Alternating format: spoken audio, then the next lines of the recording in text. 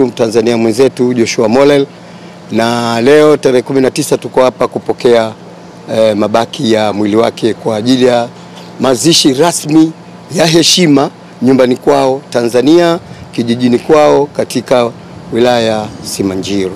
Tulipokuwa tumepata taarifa kwamba huu mwili umepatikana, familia ilipokea kwa furaha, na sisi tuliendelea kuwapa hizo taarifa za nini kinaendelea, na wao wakawa natupa moyo kwamba tuendelee.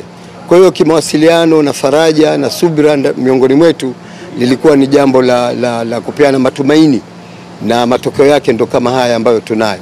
Lakini mashirikiano mengine zaidi ni katika mapokezi, mashirikiano mengine zaidi yatakayoendelea ni katika mazishi, na mashirikiano mengine yatakayoendelea ni katika faraja. Serikali ina mchango wake mkubwa katika kufanikisha mazishi haya, kama ulivyosema kwamba itaendelea kutoa mchango wake kila unaowezekana kufanikisha mazishi ya Mtanzania mwenzetu huyu.